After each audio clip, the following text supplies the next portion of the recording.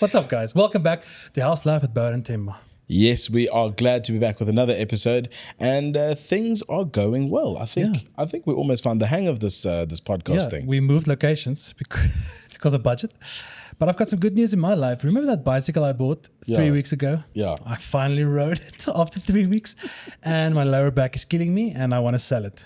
That's how it's going with me. So basically, on this week's episode, we're going to sell you a cycle, but not a motorcycle. What do you call it? A bicycle. A bicycle. Bicycle. What does that mean? Roll the intro.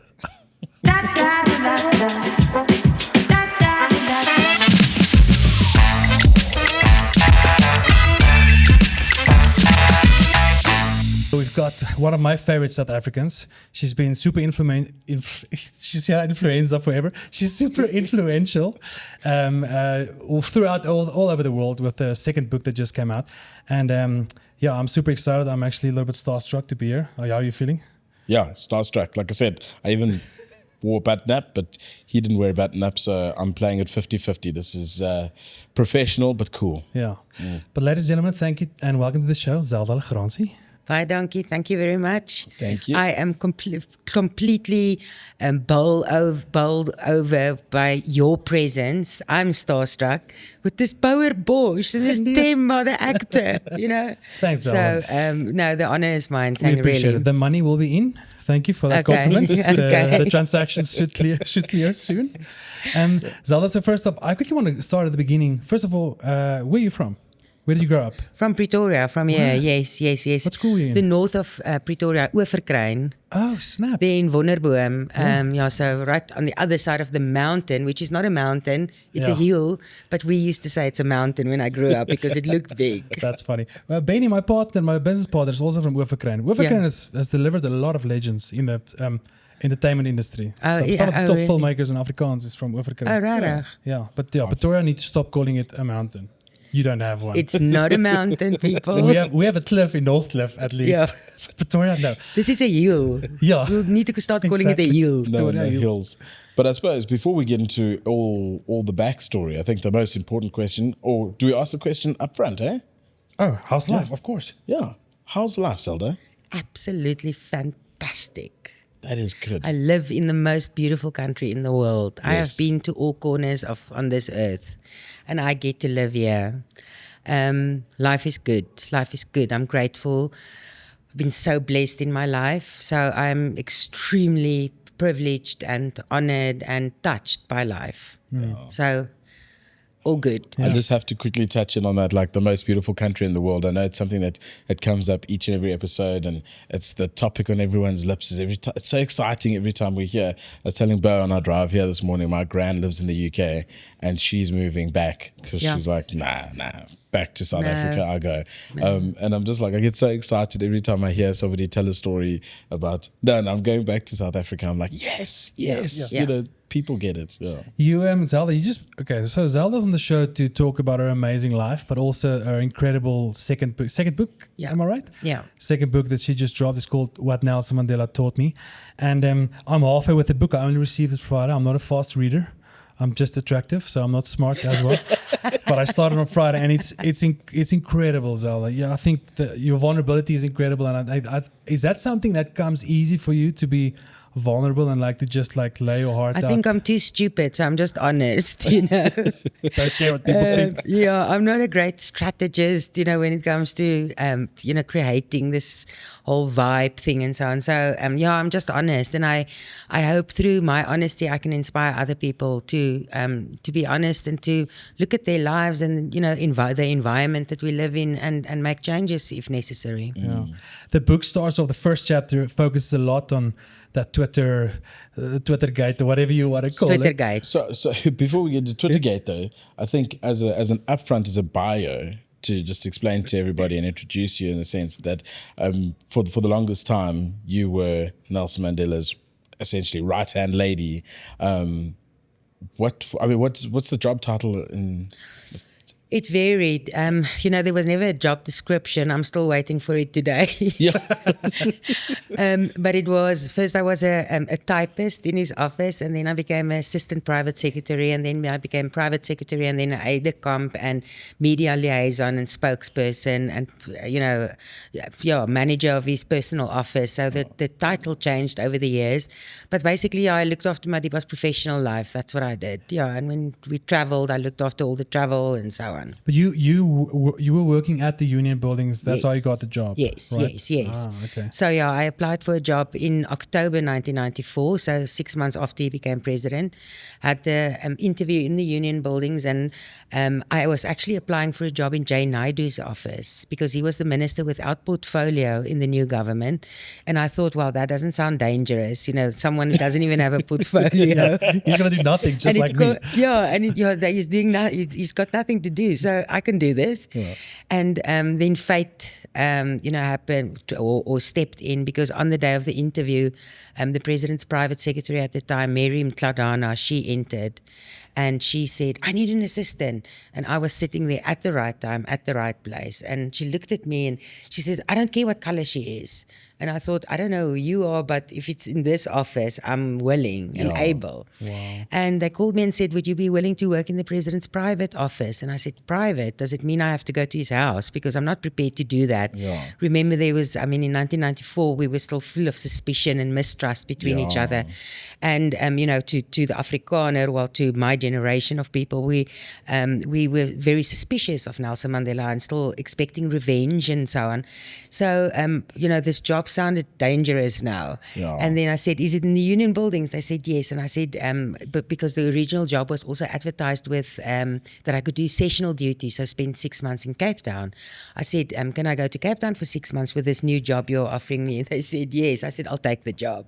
That's insane. And then I started working for Mary, actually, and because I was the youngest and the most energetic, and from a young age, my parents taught us, to do things with conviction, complete conviction and dedication. And that's how I approached the job. And then when Madiba retired in 1999, he could take one person into retirement with him, and he chose me. And that was the biggest honor of my life. A lot of the times in the arts, like, we have to have tough conversations with our parents. Like, listen, this is the job I want to take. Yeah. I know it's not a normal job, but how was that conversation with your parents? Like, well, this is the speaking job. to actors here, let me say this. I wanted to be an actress. Oh, nice. Desperately There's still time, growing Zelda. up. I won all these festivals, the competitions in Pretoria. When I was growing up and in school, I had acting lessons, everything. And then when I went to my dad, and he said, so what do you want to study? And I said, I want to be an actress. He looked at me and he said, you're not Sandra Prinsloo. You're not going to make it. And he said, no, study something that you can earn a living from. Most parents did it those days. So there the acting went, and then I ended up in this. Wow, that is... But essentially destined for greatness regardless. Yeah, you got the world stage. You didn't have to act. You were yourself. Luckily, you didn't have to act. Yeah. Well, yeah. I would... it's something that I miss. I love theatre. I love, looking at productions and so on. So it's something that I still miss today, but I do it in a different way, because I still go on stage and I tell my story. And you would know, from public speaking, there you have to have a bit of storytelling ability, and that's where the acting comes in very handy. Not that I'm acting while I'm talking, but how to conduct a persona and how to conduct yourself on stage. So that comes in very handy today. There is still time. That's all I'm saying. I know. I don't know how much time you have. We're gonna write something. Yeah. I think we should. I really think we should. I think that's the next stage for me. Yeah, I don't know if you've got more time in your life right now, because I know you're doing a lot of public speaking events, but I think and you got connections all over the world. I think you can just keep this Afrikaans industry and go club an international role. We'll make it. Imagine Afrikaans on Broadway. Imagine. Yes, that'd be Can they subtitle on Broadway? So with the cue card standing there, this is what he's saying. Yeah. But so there's an interesting question in that. So you say, okay, cool. So the conversation with your parents is probably, okay, that's a difficult one. I feel very privileged now to do what we do, because I don't know if I didn't pursue this. I don't know where I would be, and I don't know. If But I mean, you didn't pursue this. You did something else. You were like in full on. Yeah, that I was very 8 to 5. bad at. So eventually, fate was like, "Man, you have to just do. You're gonna have to do Themba, that." I was I was engaged when I was very young, and I wanted to have 3 boys, 3 children. Yeah. And I saw myself as the middle class woman with a husband and 3 children. Yeah. And I was not very good at that because the engagement broke off. So life gives you, I believe, what you need, not what you want. Yeah. Yeah. It's super important. That is a good lesson. So to segue back to the Twittergate thing, just to set up the whole conversation, how is it going lately with you and your social media? Are you getting better with that? Because when I was younger, I was super angry. I fought with every second person, and looking back, it was pointless. Yeah. No, Bouwer, that comes from age, I think, real and experience that you, as I say in the book, a friend of mine said, Beyonce doesn't look at all the responses on whatever she does. Yeah. So that's something I had to learn, but I'm so inquisitive and curious, that I can't help myself sometimes. Yeah. But, there's no point in arguing with every person, and I've had to step away also for my own sanity. Yeah. Because you can't argue with everyone on, in a faceless, especially with faceless people. Yeah. People who aren't brave enough to put a face and a name to what they want to say. So, I'm better with that now. Nice. It's good to know. So, just to sort of unwrap the whole Twittergate thing, obviously, tweets were made. I think there's very few people on this planet who haven't had a tweet go out and then said something stupid that they regret. Yeah. And so I think again, it's a very strange thing in the modern society that we have is people love to complain about things and people love to gang up on people, and it's so easy when you're a nobody. And it's not to belittle anyone. Listen, I think everybody should have a comment, but when you're a nobody and you can just throw as many bullets and spears and stuff as you want, it really is. It's something. So to rise above it. I mean, I think I'm sure I've probably still got 1 or 2 things to apologize for in my youth or something like that. But it just, I think it takes and something. this was not the only mistake that I made. I've made subsequent mistakes that were perhaps not that big, and I'm still going to make mistakes as I go forward. But I've learned how to deal with them and how to learn from the mistake. And I think that's really what you take from experience like this. Yeah. You feel devastated because you've been so stupid, and you don't wake up on any morning and think, oh, today I'm going to destroy my life because I'm going to tweet stupid things. Yeah. So my wording was very wrong at the time. The things there may be, some of the things that I said that people could relate to, because it was at a time when everyone was frustrated in South Africa. So people shared that frustration, but the words that I chose to use were completely incorrect. And also Twitter, like any social media platform, there's no space to have proper context. Yes. That's the problem with someone like Steve Hofmeyr. He wants to tweet something about apartheid in 140 characters. It's like, bro, make a video of an hour and a half and give context of what your opinions are of or whatever it is. And I think that's the mistake. People nitpick what they want, or that you wrote something about it. You said like people take a meaning from something that is not there. You didn't mean that, but I'm going to make it this meaning. Also, Bouwer, you can't read intent. Yeah. And people who knew me knew exactly what I meant, but people who didn't know me, and then there were people who deliberately also misconstrued, the whole thing. So it's a hard lesson to learn, but I got through it, and I do think that I've grown quite a bit from that experience because of that experience, which I'm grateful for. But do you guys think people in real life are that upset as the reflection online? No. I don't think so. Yeah. No. The amount of time that people online were like, I'm going to murder you, I'm going to whatever. And never in my life has someone in person came to me and like threatened me. No, never. Well, we've got the running joke who said, how often would you ever be walking down the street, stop a person and say, hey, I hate your shoes? But people do that online. Yeah. They'll be like, your face is stupid. And you're going, but you wouldn't do that. You wouldn't say that to a normal person. Yeah. But I think also in light of what you guys were saying about the intent behind things, it's also like when the worst people push a message that you weren't saying. I say, I don't like chappies. And then someone goes, it's because you don't like knowledge. because Chappie's his knowledge on Yeah. it. Like he's Yeah. against it. Like, Yeah. no, hang Yeah. on. That is not what. Yeah. Yeah. So there's some people Spirals. and Yeah, no, and then also I had to also realize that, there's people who are very angry at me because I didn't give them access to Madiba. Yeah. There's people who are very hurt by the fact that he appointed me Yeah. when, there's millions of other people he could have appointed. There's people who have a bit of jealousy. And all of that, this was the opportunity I gave them to, to extend that anger at Been me. waiting for it, yeah. So you have to see it in that perspective as well. Yeah. Can I ask a question quick? No. Okay. Well, I'm going to. So one of the things that I think a lot of people struggle with, I don't know if it's arts or just general as human beings. I mean, I feel like we all told that everybody's great. Everyone's destined for greatness or has the potential for greatness. Some people believe it in their minds and they embrace it when it happens. For some of us, and I kind of have that a lot of the time as people come to me and they say, "Oh man, we love your work," kind of thing. And I almost have this imposter syndrome that lives inside me, and I have to keep telling myself, dude, you're here because you worked for it, or because that's where you're supposed to be. For you, given the time, given the situation, was there ever a sense of that imposter syndrome? Absolutely. All the time, Themba, all the time. Because you were very aware, and I write about it also in the book, I'm very aware that, Nelson Mandela is this great liberator, and this Afrikaans girl, the people who oppressed him, is now, his closest aide. Yeah. So I was very aware of that, and I beat myself up quite a bit about it when I was younger. And then Mrs. Michelle, Mr. Madiba's widow, she then had to sit me down and say to me, "You work for him. You have your own conscience to live with, and you are not here to please other people. The day he's unhappy with you, he will tell you and you'll go.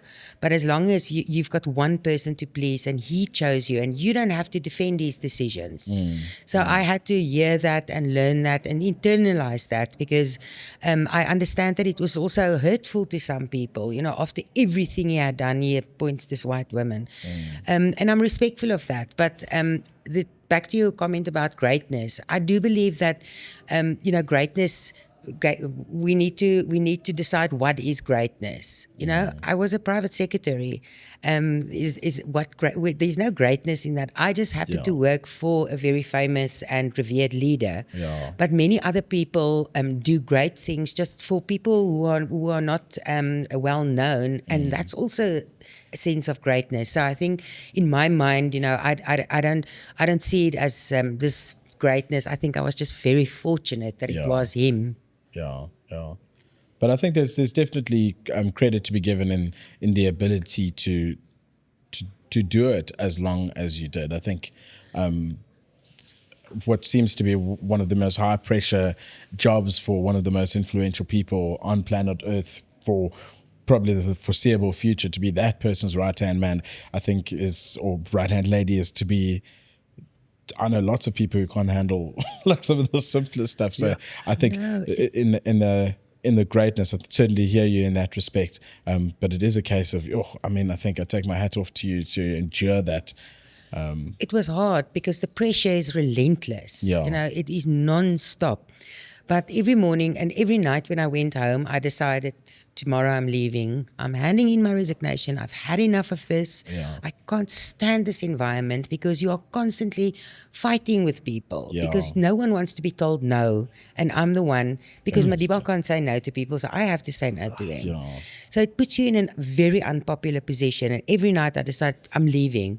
And then tomorrow morning when Madiba walks through the door, I'm like, no, I'm not leaving. Yeah. He is just, too sweet and too kind, and, but he needs me. So then you stick it out, because you realize also, and I think for me also, I had this fear of abandonment, that I wasn't good enough for him. So I tried very, very hard, and I kind of sacrificed my personal life to a great extent, but not sacrifice in a sense of, what he sacrificed, but I was willing to do this because it was him. Yeah. A big part of the book, you focus on your identity after Madiba? Because I mean, it's such a unique relationship that you had with him, and you lose a loved one. You did lose a loved one. So basically, like how's that conversation going? Where you at right now with your identity, figuring out who you are? Because obviously, you are your own person as well. Yeah. But you wrote about it beautifully. So I just wanted to check in on that.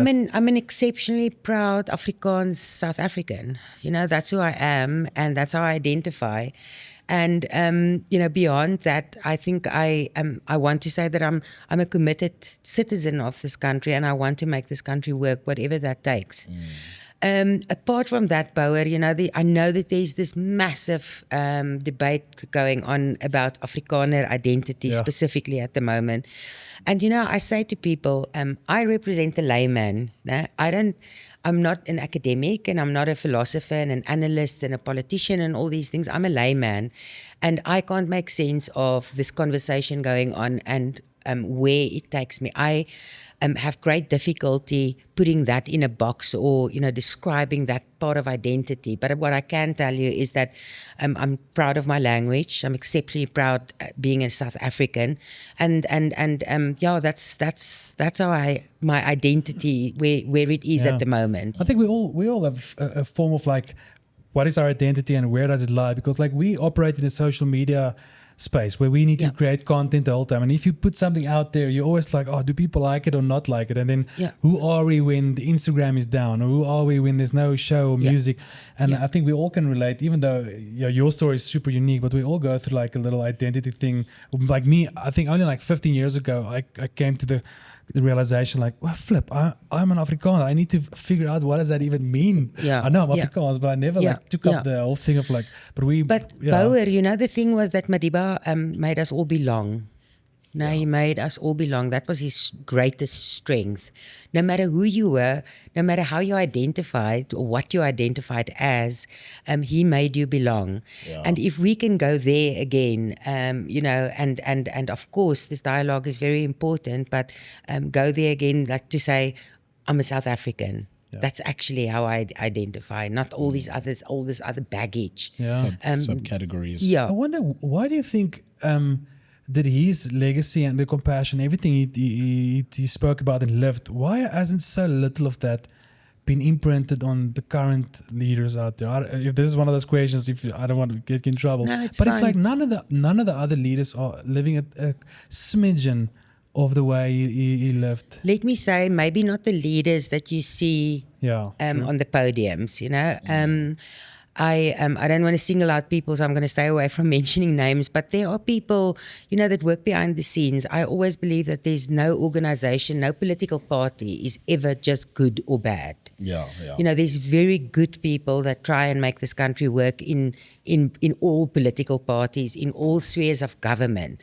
So, you know, it's for me, it's important to step back and to look at that and to say, but there are still good people, and with Madiba's qualities, they just may not be the populist ones or the popular ones right now. In that same breath, I think with South Africans as a byproduct, and so just last night I went and renewed my driver's license, and I was at Waterfall. It took me 15 minutes, and I didn't know how to feel after that. I was like, you were waiting for like 5 hours. Or what? It's almost scary, because we've come to popularize and be so comfortable with, I went and did this thing at Home Affairs and it took so long, and then everybody's got a complaint thing, and I almost wonder if it's inherent, like you feel like you want to complain about something. So in the same breath, the people who are doing these amazing jobs and stuff, we don't focus on those guys because we want someone to complain about. We're looking for something to complain about, it's a terrible state to be in. And I think we definitely, as a whole country, as a whole country, we need to be introspective and look at that. And actually, you know, those of us complaining, and I'm saying us because I also love a good complaint, but those of us, it's usually from a place of privilege, you know. And that was also this whole Twitter story. That's where it started. It was, I'm so damn privileged, and I dare say these things while people have not had dignity in this country for 20 years. You know, this was 10 years ago. No, this Twitter story story. So for 20 years after democracy, people still did not have dignity. And I'm complaining, about the use of language or, a comparison to Jan van Riebeeck or blah. So I had to realize also that I'm still the most privileged. Yeah. Compassion is one of the big themes in this book, of one of the big lessons that you said that Madiba told you. And there's a beautiful story in the book about you guys going to Hansie Coronia after Hansie's whole thing.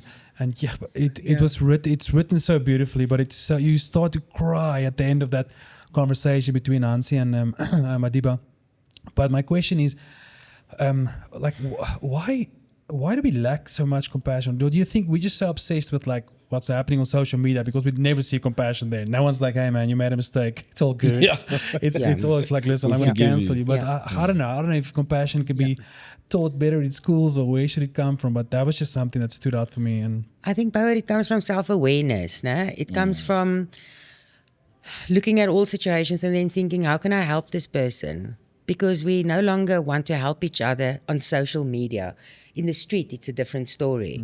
And, after the whole Twitter debacle, I also mentioned that it's an ordinary black woman that saved my life, because she came up to me at the visa center in Pretoria while I was getting a UK visa. And from nowhere, she said to me, can I give you a hug?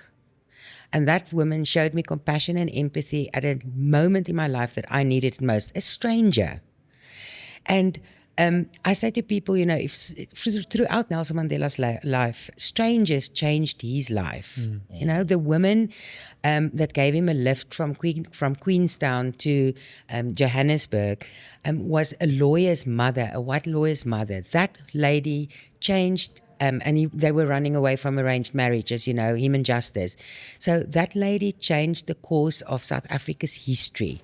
And it's an ordinary woman that we know nothing about. So my point is, ordinary people I do think have that compassion. It's what we reflect on social media. It reflects the worst of society. Yeah. exactly. And that's what it is, but there is so many people out there with that kind of humanity that Madiba rubbed off on all of us. I always say like hurt, our trauma, it comes from people. Yeah. But the flip side is that our healing comes from people as well. And that's normally the most difficult part, especially in a country like South Africa, where sometimes it feels like the people that were hurt the most, we expect them to heal themselves and be the first one to give the first step to healing. And that's super unfair. That's been my freaking fight for so long, is like to try to get white people to understand just their hurt and how basic conversations, difficult conversations can take us so much forward. And just to realize that the history. And why do you deny another person is hurt? I'm not expecting, if your parents died, I'm not expecting you to erase that pain. So why do we expect other people to erase their pain of any kind? I mean, there's so many unanswered questions still about apartheid and people that just disappeared and so on. Imagine that pain and how that then manifests itself in society 20, 30, 40 years later. I mean, it took Germany 80 years to deal with their history. It's only now that we start seeing, all this World War II movies and books and everywhere, and I'm consuming all of that. I love it. But it's 80 years later, so it will take time for us to get there where people, share their stories. But maybe it's also not a case of changing everything. I think that we're almost all expecting this one huge gesture, like there's going to be this huge thing that happens, and then everything's changed. And then I almost feel like that about life. I used to think that at 18 I'd become an adult and I'd understand the things. And then I thought, okay, it didn't really happen when I was 18. I thought maybe at 21. And then I thought the same thing would happen at 30. Not happening. And I'm just like, actually, yet. All of these little things, it's just incremental changes. You get a little more responsibility, and that affects your decisions slightly. So it's almost like there is no grand gesture kind of thing. It comes in with like little acts of kindness, just slight considerations. Reflecting on just that simple hug, what that could do, a simple lift, how that could change somebody's life. If all of us on a continuous basis were just doing small things for each other, that then grows a... Yeah, and you don't realize the impact you have. And I know, it sounds like such a cliche, but that's what I saw Nelson Mandela do every day for 19 years now, is he would walk around here and he would look at the most unlikely person that wanted to greet him, and he would go and greet that person. Yeah. And he would find someone to light up their day, by a smile, by an inquisitive conversation. How many times do I go to the store, and depending on which grocery store you boycott, because I want to say someone, and then I thought, every week there's another one. Yeah. Can't go to them today. Yeah, not to them today. But then you stand at the till, and someone takes your money, and you're on your phone while you're paying. I'm on my phone looking at messages. You don't even look at the person in the that's eyes. Me. Yeah. And if you just look up and make a small conversation with that person, just say, hello, how's your day been? Yeah. That person's life is, it's so touched in such a way. The other morning, I slept at Bouwer and Themba, one of the hotels there, and it was early morning. I was outside because I had an early flight back to George, and I was outside and drinking coffee. And there's a woman cleaning there, and she comes past my table, and I said, "Good morning, how are you?" She said, I'm fine, thank you. And I see her eyes, there's something wrong. So I said, how long have you worked? It's night shift and so on. And then she starts telling me that she caught a boyfriend with another woman the previous night in his house, and she is devastated and she's crying. And she said throughout the night she was just hoping that there was someone that she could tell this to, because she's so what we are looking for as human beings is someone to share the burden. And if we can just lighten that burden for someone by reaching out to them and just be kind. And that stuff, it's got nothing to do with culture, skin color, language. It's like the most basic human connection. And you said it nicely in the book, where Mandela was like, you focus more on like what we have in common than what makes us different. Because we're so obsessed. But that's just part of the freaking apartheid mentality that is still thriving today. Is like, we're so different. No, absolutely. But if Madiba could, after his whole prison experience, what is our excuse? Why, if he connected to the human being and not what you may have voted or who you support or what your ideology is, why do we do that? But I know we spoke about small gestures in our inner circles, but like Mandela made he pulled some big moves. I mean, one of the big moves was appointing you. And I mean, I think that in his circles and then like African cultures, I think a lot of black people might have felt like betrayed as hell. Yeah. Also, he went to Oranje to go and drink tea with Betsy Verwoerd, which is Hendrik Verwoerd's wife, the guy that started apartheid. So it's like, that is gigantic gestures that I think must have upset a massive part of the community. But also on the other side, like showed, I don't know what you call it, compassion, I guess. But that was interesting stuff for me to see. And I know when you do something against your own culture, I've said some things about apartheid that got me slaughtered within the Afrikaans community. Yeah. And I can't even imagine what he must have went through. Did you go to Oranje with him? Were you there? No, I didn't. No, one of my colleagues actually went on that day. But they went to the helicopter and they had tea with Tannie Betsy and Cook Sisters, and there's fascinating photos on where he actually had, and I also think that context is quite important. He had at Mahlamba Ndlovu at the presidential house in Pretoria, he had a tea for all the liberation struggle women. So, from the ANC and PAC side, all that women. But then he also invited the wives of the former premiers, like Marieke de Klerk, or presidents, Marieke de Klerk, Elise Botha, I think Diederik's president, or was it President Diederik's wife? She was still alive then. So he had this tea, but Tannie Betsy was too old to travel. And that's why he went to Oranje to see her, because he wanted an all-inclusive meeting, but because of her age, he couldn't. What is the point of that team meeting? Just like, with all the wives, the struggle wives, was it just to reconcile? To reconcile, and at that tea, I was present, and to see how beautiful it was for people just to soften up. Yeah. Because of the system, and Madiba wanted to show people that I hated the system. I didn't necessarily hate the people. Yeah. I hated the system, and there's a big distinguish, to be made between that. And he wanted to show people that despite the fact that we were enemies, now we can sit around the table and move forward. Yeah. And that's important still. So there's an interesting thing about that. Again, looking at the world and being dads now, we obviously see the world a lot more differently. But there's one thing that sort of strikes me a lot of the time is when you get two or three guys and we go to a birthday party and there's just completely different walks of life, whatever, and we stand there all as fathers of potential, the future of our country or any other country or whatever. And it's incredible if you see two men on the street, the possibility of having feelings at each other or, confrontations or anything like, it's pretty great. But the moment I see another man who's just a father, I almost immediately can justify almost most of his actions. I can justify so many more of his feelings and stuff when you're looking at that. And I think that's just thinking of that tea situations. If you can look at another human being, you're like, this is also just somebody's wife who was supporting their person who thought they were doing the right thing.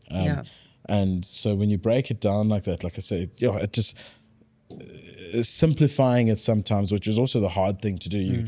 You're simplifying emotions is not an easy thing to do, but sometimes simplifying, you look at another human being, you go, this person is literally just trying to do the best that they can do. On the day. And all of a sudden I'm like, hey man, do you guys want to start a business? Like a dad's business. But that's like an EQ thing. I feel like we lack a lot of that. But again, I'm making the mistake of using social media as the barometer of society, which is not the case. I think the way you're looking at now, I think 90% of people in South Africa think like that. I think they're open-minded. They go, listen, just people that want to get by. And what politicians do is they're great at dividing us and playing on that sensitivities, using that. And if you look at the Second World War, since I'm becoming an expert now in that, but if you look at that, that's exactly what happened, playing on the vulnerabilities and how to divide people. And we should not allow that to happen again in history. And for me, it was that Nelson Mandela was able to find the common denominating factor, and that is that we are all South Africans and we all want to make this country work. That's the bottom line for everyone on the street. And how do you tap into that to get people to unify? And it's we still have that. We didn't lose it because he died 10 years ago. We still have it. I think that's one thing we wanted to do, like an unlikely couple to team unlikely up. Couple. But I think that was one of the first conversations we ever had. Is we said, when we look at comedy, we've got comedy that almost exclusively caters to Afrikaans culture, and then there's colored comedians and there's black comedians, and everybody makes their comedy for their little spaces, and we're like, wow, why can't we make comedy that's open to everybody? Yes, exactly. And why can't we laugh together? Because that would be the thing. And through that, what's it, 2 years now of venturing together, it is that thing that we've seen so many more commonalities between us. And if you look at South Africans within South Africans versus other countries, like, we're a lot more different to the rest of Europe and America and stuff. We're actually culturally, our beliefs and things that we enjoy to do in our pastimes and stuff are all really similar. I think. The great thing about one of Nelson Mandela's leadership styles was that he seeked out divergence. He seeked out different opinions, because when he took decisions, he made sure that people from all kinds of, all walks of life were together in a room, because then he knew he as a leader would make the best decisions if he considered all people's opinions. So where we tend to only want to side with the people who laugh like us and what they laugh at like us, but actually we can be so much better if we surround ourselves with people who think very differently from us. I wanted to ask if you can tell the story about that incredible, it just feels like something I wish I was on, is that the invitation of the Jeff Bezos weekend or whatever that thing was? Yes. Like, if you can tell a story, are you allowed to? Oh, obviously, Yeah, it's in the book. yeah. I can Yeah. talk about it now. There was like a blackout, social media blackout for 2 years about it. But I So get you this weren't allowed to strange. talk about it. No, Oh, wow. no. There was Jeff Bezos has this annual get together weekend, 4 days, where he invites just interesting people with interesting stories, basically. So I ended up getting this invitation, and you're very luxurious. You get flown out there. And then I'm surrounded by all these movie stars, Reese Witherspoon, Michael Keaton. Half of the people I don't recognize because I don't watch a lot of movies. So what's your name, Michael? Like, can I get the coffee, Michael? Yeah. No. And it's Reese, really, what kind of name is that? It's Reese? really, you feel so because you see the list of names, but now I have to Google who is this person, and you were conversing with someone and you don't know who you're talking about. Meantime, it's George Martin, no, the writer, Oh, snap. the author. Beatles. Yeah. No. Sorry. Yeah. Of Game of Thrones. yes. Game of Thank you, Thrones. Lelani, Yeah. producer. I don't know because I'm embarrassed to say, but I've never watched Game of Thrones. It's just not my type Even me. genre. Even me. Genre. Yeah, I'm sorry, I'm not going to watch Should it. I ask about Twilight? But then everyone goes like, do you know who it is? Anyway, so I end up telling my story at this event, and it was the first night, and it was the first story that was told. So I was very nervous, and you're surrounded by all these people, and then they listen to my story, and you can see that the humanity of it all, of Nelson Mandela and his impact on my life, touches these people. Anyway, so there's 3 other days of people who tell their stories, and very interesting things happen. And then you have these activities that you can partake on just to get some movement going, so you don't sit all the time. So you have choices. You can do go for a cooking class, which I know I would fail at terribly. You can go and play tennis with Billie Jean King, which I know I can't embarrass myself like that. You can do sculpture or an art class, all these arty things, and I can't do any of that. No? So there's this option of going to work with horses. I thought, okay, I love animals. I'm going to go for the horses, and I can't fail at that. So I end up going to the horses. You walk into this enclosure, and the woman says to you, please allow the horse to choose you. You don't choose the horse. So you stand there and is someone going to choose me?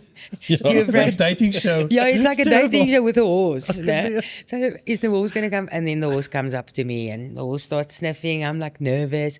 And then the woman says, so what are your interpersonal issues? What's the biggest issue in your life? And I say to her, I have a problem with boundaries. I have a problem of setting up boundaries because I'm completely overworked and overplayed, and because I think I've just got this rubber arm. So I say yes to everything, and I can't do this anymore. I just can't keep it up. Yeah. She says, I'm going to help you with this horse is actually going to teach you about boundaries. Like, okay, I'm like a bit skeptical about this. She says, now you familiarize yourself, you get to know the horse, so you spend a bit of time with the horse. And then she says, now you're going to tell the horse to stand at a particular line and then wait there until you call it closer. I'm like, okay, I can do this. So I take the horse, and the horse stands there. And she says, and now you move back behind the boundary. So I move back. I'm watching this horse is watching me, and doing all these head shakes that they do. I'm looking at this horse and I'm thinking, okay, it's been like 5 minutes now. The horse is still standing there, and it's just watching me, and I feel terribly, terribly sorry for it. And then I say to the woman, I can't do this. The horse is wanting me to come closer. And then I go closer to the horse. And the woman says, there's your problem. You are the problem. No way. You have to if you set the boundaries, you have to keep to the boundaries, because you are not the one that keeps to the boundaries that you set. Yeah. So it's an amazing thing with the help of an animal to be taught. And I'm still not great at it, but I'm doing better. Yeah. I'm doing much better, yeah. But it's tricky because you're also a people's person. Yeah. It's difficult when people energize you. Yeah. And I know obviously for a fact that you've got a big... you got a heart of, like, you like to serve people. So it's part of that as well. Like to put other people, not first, but like you want to give of yourself, and you are this amazing person, but also like when to say no. Yeah. Stuff. So that's completely my problem in my life at the moment. Like even when you said, you're almost that barrier for Madiba so that he just didn't say yes and overwork himself. I'm like, I need a Zelda in my life. Like, I'm available, Themba. Okay. I was actually Because that's the thing. Now you can say it's very easy to say no on someone else's behalf, but for yourself, it's impossible. But even like trying to do charity work. So like one of my biggest things is, and I decided up front, I can only support 2 CSIs, and because otherwise I can't influence anything in the space. So it's conservation and early childhood development. So I work with Bread Lion and those guys. But even there, it's so difficult because they're like, "Hey, can you come and do a thing for us here?" And I'm like, "Okay, yeah, I can come and do that." And then next week it's another thing, and then the next week it's another thing. I'm going, guys, I still have to feed family and stuff. And as soon as you start saying no, you almost feel like you're doing a disservice. Yes, you feel guilty. And there's guilt, But that's the thing. I also do that, Themba. I can do 2 or 3 things a year. And I can't go beyond. And I've learned to say to people, I'm sorry, I've dedicated the 3 events for this year to this and this and this place. Because you just can't, it's you want to help as much as possible. But then also in daily life, you can do small things that's not necessarily, with big organizations. And that's also helpful. It doesn't have to be a formal thing. So we're all just trying to do good in our own way. A little bit every day makes a difference. Yeah, social media, I guess, to help like spread the word. So maybe that's. But you need a horse. I think you need a horse. That's the answer. You need a horse. You need a horse called Zelda. You lived on a plot with like 20 horses like a year ago. Yeah, and I looked at them from a distance every day. Little did I know there were lessons to be learned there. So one interesting thing this year, obviously we have Nelson Mandela Day that we've been celebrating, and. Actually, didn't even think of this question up until this point, though.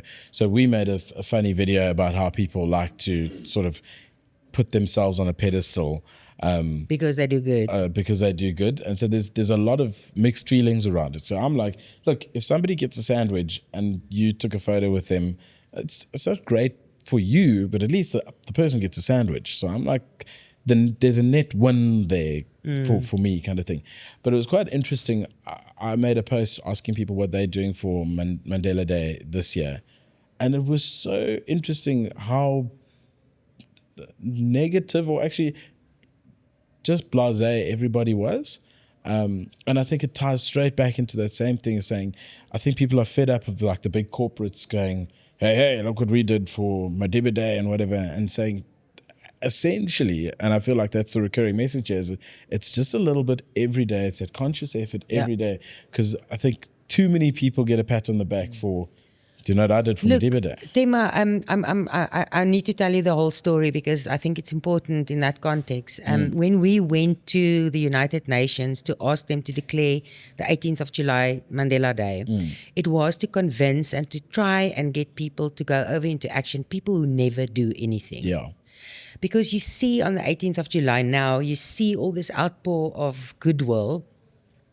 But what's the date today? Whatever the date is today, if you go and look today, there's not much happening apart from the NGOs that run and whose, purpose it is to do good every day. Yeah. So for us, the whole thing was also, how do you get people to participate at least once a year, if they are never ever going to do anything. So I think from this big pool of people of 64 million people, you'll find a lot of people that do in their small ways every other day something good, but there's people who never do anything. At least on Mandela Day they are doing something now. True. So I know that there is this sentiment, and I'm also feeling a bit like, I'm not poor and I'm not vulnerable. I am not in no position to tell a person what they should and shouldn't receive. And I think, what Madiba also believed is every move in the right direction is a good one. So no matter how small it is, it's become a lot about money, which it shouldn't be. It is about walking elderly neighbor across the street, taking her to the mall, going to help someone with a chore at home, making friends with your neighbor. Yeah. I mean, that was the whole idea also behind Mandela Day. If not on any other day, can you go and make make peace with your neighbor on Mandela Day in the name of Nelson Mandela? Well, I mean, you never know because I mean, we make fun of it now, but there's definitely stories where someone's life has been changed on that day because people's lives get changed by the smallest, most random things ever. I think there is something where intention can be seen because like gift of the givers. They always post about everything they do, but they're always everywhere where there's real hectic need. They rock up there with 50 trucks of whatever the need is, and then you never ask questions there because the motives. That's what they do. But when you get these social media kids, it's like, I'm going to give it bread and do a little TikTok dancey. Then it's like, nah, dude. No, that's just cheap marketing as well. Yeah. Would you ever go back into politics? Well, not that you were taking into politics. I was never in politics, I don't think in the current environment, no. Madiba was a particular person, and it made it very easy to work for him. He made it very easy to work for him.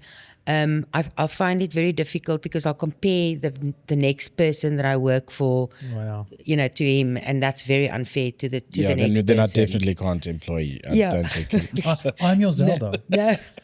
No, I'll give it a try. I'll give it a try. I promise. My last boss was Madiba. Big shoes to fill. No, but I do think, I believe that things in life happen how it's supposed to. If something comes up, 2-3 years ago, just after COVID, I didn't have an income for over a year because I do conferencing and public speaking and so on.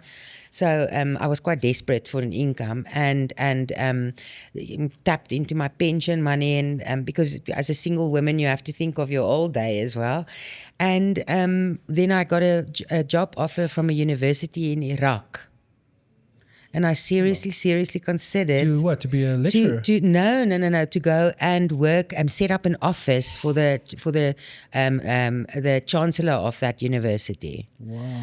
And I seriously considered it. And after many things, considering and talks and, with my parents are quite old. And I thought, you know what, you've already had a life where you were away from your family for so much. I've missed so many birthdays with my parents. Who knows, how many we've got left. One of us could go, but who knows how many I have left. I really need to stay at home and do what's best for my family now. So, life reveals itself to you in a way as it should be. We almost wrap. You used the boundary thing there. I see now. Thank you. Thank you. Thanks for pointing out. Thanks for pointing that out. Now I'm proud. I want to ask about grief. So I lost. You haven't lost a parent yet, have you? Technically, to death. Okay, I know. We're not go there. Do you want to say it? No. Well, essentially, I was adopted, so I spent the first 3 years of my life without a parent. parents. That's an example. I'm sorry. It's okay. So my father passed away 10 years ago, and I went through divorce. And there's something with like grief where you lose the person the whole time. You hear a song, you lose them again. You see a movie, you got memories with these people. So how is that for you? I know it's 10 years now, but do you feel like you lose Madiba on a daily basis when you see people, you see something bad, you see the politicians do something, or just about the grieving process for you? He's very present in my life still, and I still speak about him almost every day because I tell his stories. I'm a first-hand witness to his life, so I share that story. So he's very present, and I couldn't look at images or video material, especially of him, for the first year. I just couldn't look at it. I couldn't hear his voice. And that's gotten better. I think with grief is you don't really process it completely. You learn to live with it, and then life just takes over, and you get used to that absence.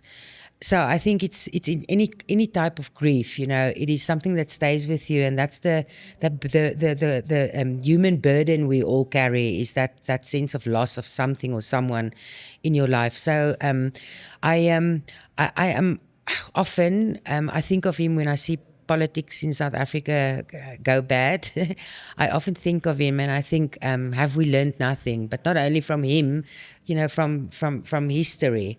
Have we learned nothing to repeat these mistakes? So it's sometimes it's hard to watch when things really, really go bad. Yeah. But then I also think of, Madiba gave ordinary people in South Africa the credit for the fact that we didn't have a civil war.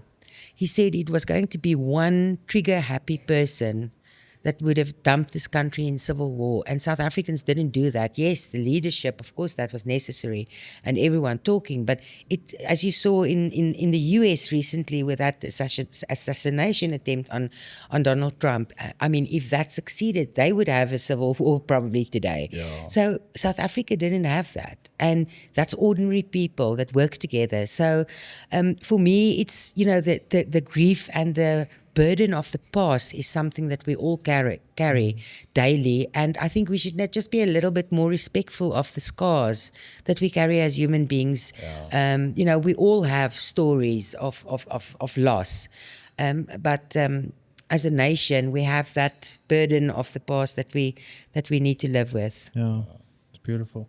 I got one more question. If you got one? No, I'm good. Huh? One question, I promise. So we want to write a movie about Mandela and Zelda, and I want your blessing for me to play Zelda. I just want the yes. I know it's touchy times to play women. I think I can do it. Go your best. Yes, do your best. Do your best. All I want you is to do your best. That's all I needed to hear. There we have it. You play Mandela. Good luck. Big steps. Better start losing some weight. Guys, Zelda's book is out now. What Nelson Mandela Taught Me. It's an incredible book. Christmas gift. Christmas around the corner. Yeah. And I highly recommend it. Thank you for the time. Thank you so much, Bouwer and Themba. I really appreciate it, and your team. There's beautiful photos in the book as well. And please don't tell them what the photo is. I want them to go to the store to go and look. But there is a photo of Madiba that's never been published before. So is that the one in Mauritius? Yes. But you don't know what he's doing in Mauritius. Yeah. So do go and buy the book, because then you also have a piece of that history. Yeah. Thank you for your time, Zelda. I appreciate it. Thank you. Thank you, guys. I really had a nice chat. Thank you. Awesome. That's it. Cool, guys. Are you gonna sign off? We're such amateurs. We'll just cut the tape there. Bye. Thanks for listening. Sorry, Jeff.